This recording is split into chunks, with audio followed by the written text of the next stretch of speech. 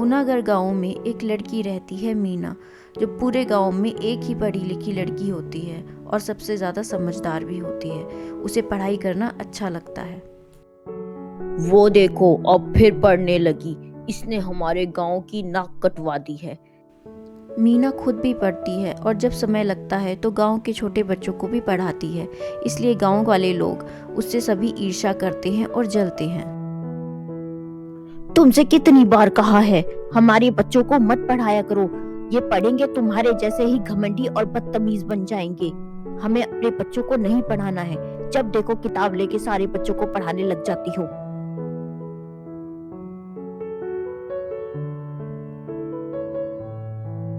खूब दिल लगाकर पढ़ो बेटी। मैं नहीं चाहती कि तुम्हारी जिंदगी भी मेरी तरह खराब हो जाए। शिक्षा शेरनी का दूध है बेटी, जिसने पिया है वो दहाड़ा है।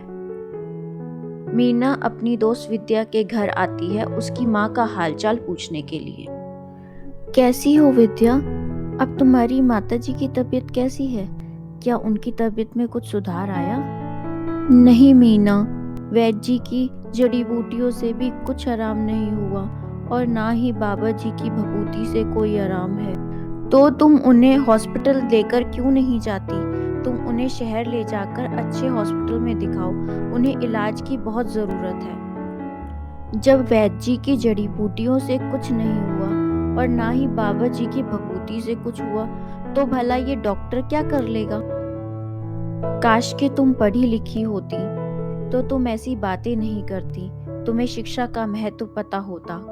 अगर तुम अपनी माता जी को बचाना चाहती हो तो उन्हें जल्दी से जल्दी किसी अच्छे डॉक्टर को दिखा दो। मीना विद्या को समझाकर वहां से अपने घर लौट जाती है। मीना जब घर को जा रही होती है तो उसे रास्ते में कुछ गांव वाले मिलते हैं। तुम्हारी हिम्मत कैसे हुई मीना? जब देखो किताब लेके हमारे बच्चों को पढ़ाने लग जाती हो। तुमसे कितनी बार मना करा है हमारे बच्चों को अपने जैसा मत बनाओ। वो हमसे जबान लड़ाने लगे हैं। हर बात पर हमें गलत ठहराते हैं और अपनी बात आगे रखते हैं। तुम इतना दिमाग उन्हें क्यों दे रही हो? अपने जैसा बदतमीज क्यों बना रही हो? शिक्षा से आपके बच्चे बुरे नहीं बनेंगे। शिक्षित होने से उनका विकास होगा। वो बड़े होकर शहर जाकर कमा सकते हैं, कुछ बड़ा काम कर सकते हैं। नहीं तो वो आपके जैसे ही गांव में रह जाएंगे और कुछ नहीं कर पाएंगे। वो औरत मीना को एक थप्पड़ जड़ती है और गांव वाले उसे बेइज्जत करके वहां से चले जाते हैं।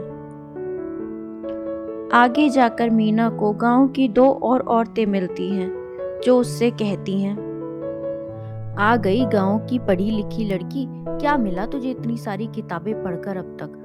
जब देखो किताबें में लगी रहती है, किताबें पढ़ती रहती है। तेरी माँ की बुद्धि घास चरने गई है। कुछ काम काज सिखाया नहीं तुझे। कुछ काम काज सीखती घर का तो तेरे काम भी आता। लड़की को पढ़ाने चली है तेरी माँ। मेरी लड़की को तुमने बिगाड़ दिया है। वो घर का चूल्हा चौका छोड़कर जब देखो किताब लेकर पढ़ने बैठ जाती है।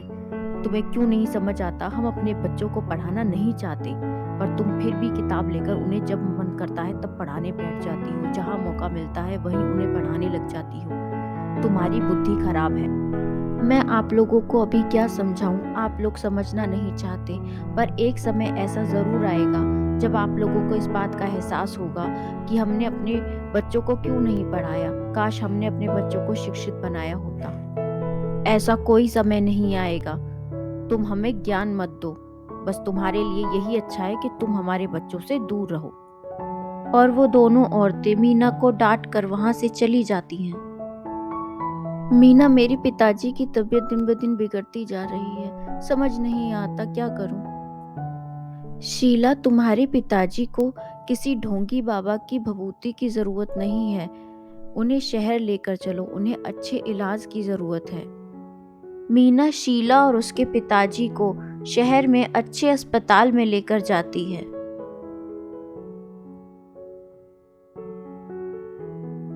आप लोग इन्हें अब तक हॉस्पिटल लेके क्यों नहीं आए? इनकी हालत बहुत ज़्यादा ख़राब हो गई है। इनको टीबी है। इनको अब कुछ दिन हॉस्पिटल में ही रखना होगा। ओके डॉक्टर, जब तक ये ठीक नहीं हो जाते तब तक इन्हें हॉस्पिटल में ही रखिए। कुछ दिनों बाद शीला के पिताजी ठीक होकर अपने घर वापस आ जाते हैं। अरे ये तो बताओ रामू भैया, तुम इतने बीमार थे, तुम ठीक कैसे हो गए? भाई मुझे टीबी था। मेरी बेटी ने समझदारी दिखाई और मीना से मदद मांगी। मीना पढ़ी लिखी है, वो मुझे शहर लेके गई और अच्छे अस्पताल में मेरा इलाज करवाया और मैं ठीक हो गया। बेटा, ये दवाइयाँ देखकर तो बताना, ये शहर के डॉक्टर ने लिखी थी, यह मेरी माता जी की है। अगर तुम इन्हें पढ़ के बता दो तो तुम्हारी बड़ी कृपा होगी। यह मुझे बिल्कुल समझ नहीं आ रही, अथवा गांव के किसी भी इंसान को समझ नहीं आ रही। यही तो हमने गलती कर दी, हमारे बच्चे पढ़ लिख नहीं सकते, हम भी पढ़े लिखे नहीं हैं। काश ये पढ़ी लिखी होती तो अभी तुम्हारी मदद कर देती, पर अफसोस इसे भी पढ़ना नहीं आता। मैंने इसे नहीं पढ़ा, ये मेरे जीवन की सबसे बड़ी भूल थी। आप परेशान मत होइए काका, आप मेरे साथ मेरी दोस्त मीना के पास चलिए, वह हमारी मदद जरूर करेगी। फिर कुछ गांव वाले इकट्ठा होकर मीना के घर उससे मदद मांगने के लिए जाते हैं। मीना अपने घर में पढ़ रही होती है, तभी गांव वाले वहां आ जाते हैं और मीना की माँ गांव वालों को देखकर गुस्सा करने लगती है।